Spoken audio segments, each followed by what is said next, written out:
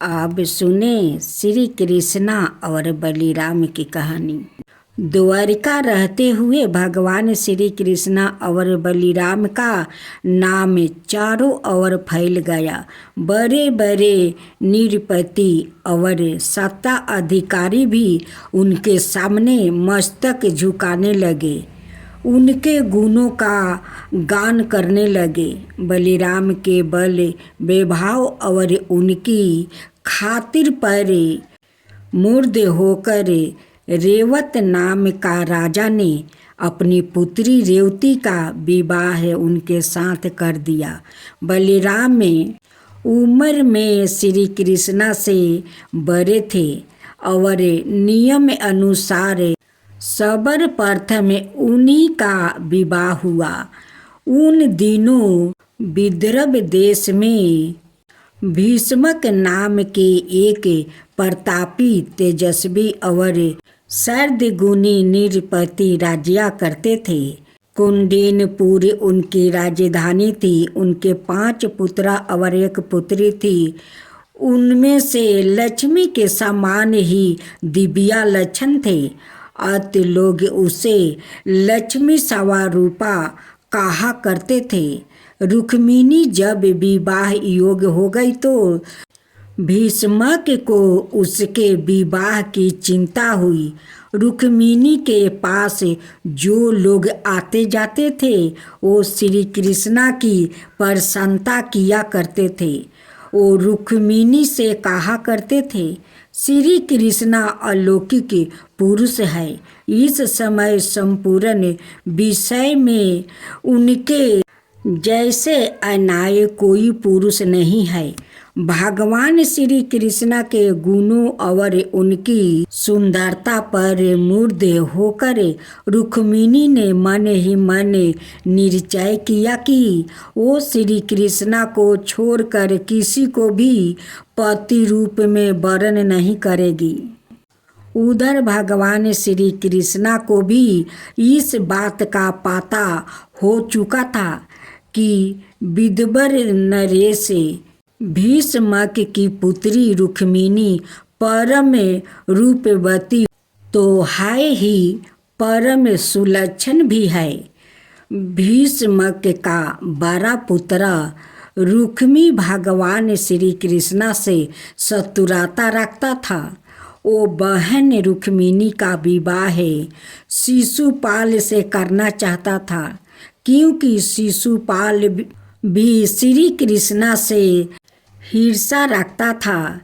भीष्मक ने अपने बड़े पुत्र की इच्छा अनुसार रुक्मिणी का विवाह शिशुपाल के साथ ही करने का निश्चय किया। उसने शिशुपाल के पास संदेश भेजकर विवाह की तिथि भी निश्चित कर दी।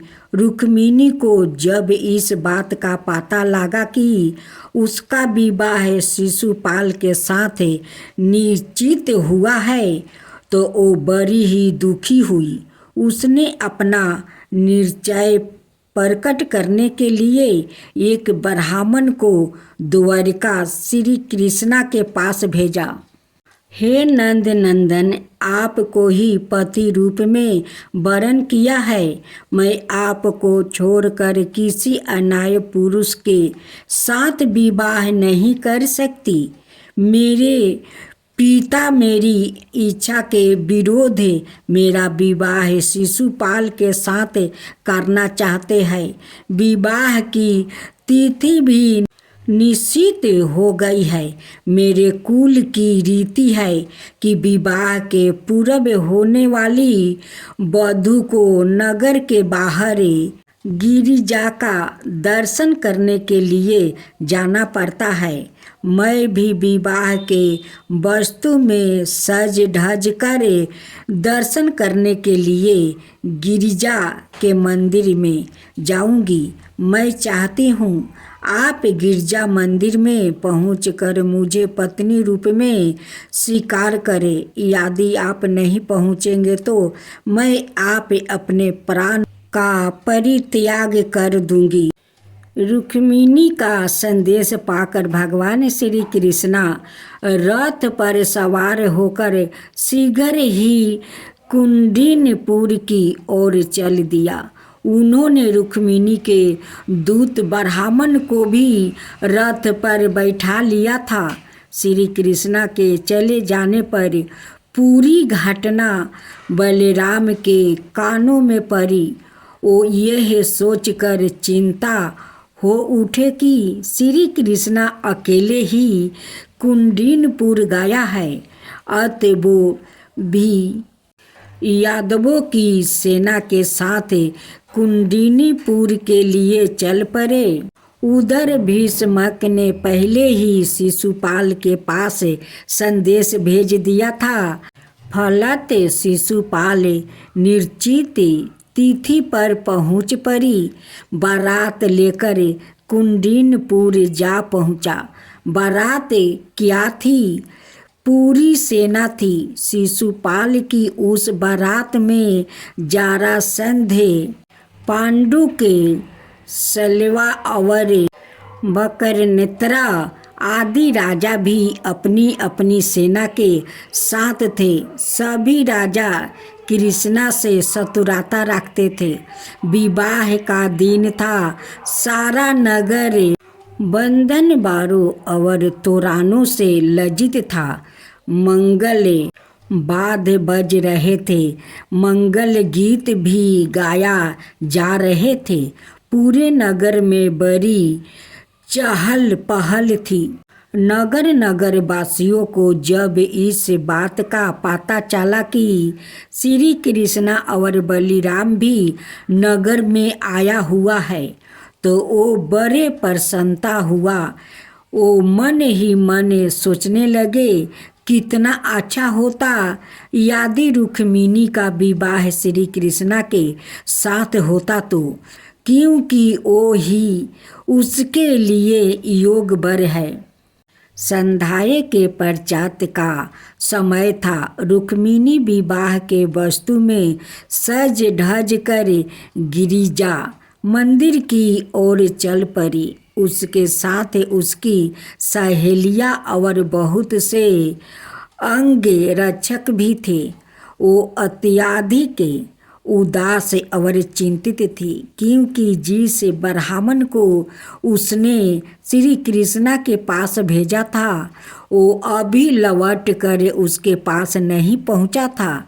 रुक्मिणी ने गिरजा की पूजा करते हुए उनसे प्रार्थना की, हे माँ, तुम सारे जगत की माँ हो, मेरी अभिलाषा पूर्ण करो।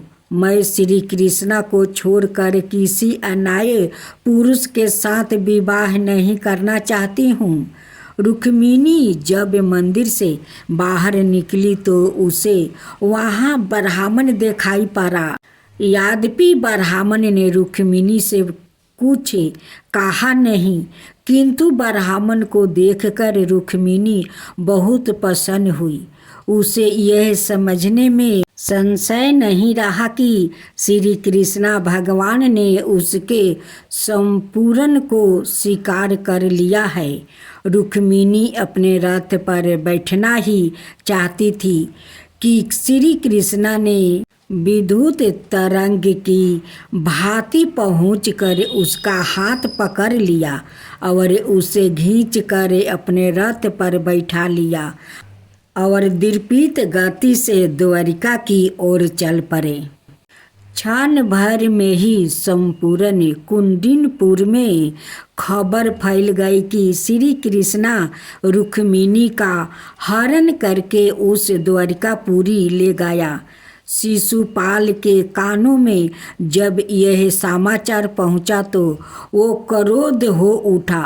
उसने अपने मित्र राजाओं और उनकी सेनाओं के साथ श्री कृष्णा का पीछा किया, किंतु बीच में ही बलराम और यादव वंशियों ने शिशुपाल आदि को रोक लिया।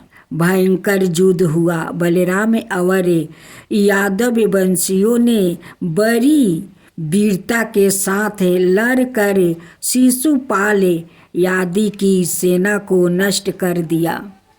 पलत शिशुपाल यादी नरेश होकर कुंडिनपुर से चले गए। रुक्मी यह सुनकर क्रोध से कांप उठा। उसने बहुत बड़ी सेना लेकर श्री कृष्णा का पीछा किया। उसने प्रतिज्ञा की वो यह तो श्री कृष्णा को बंदी बना कर लौटेगा या फिर कुंडिनपुर में अपना मुख नहीं दिखाएगा। रुक्मी और श्री कृष्णा का घनघोर युद्ध हुआ।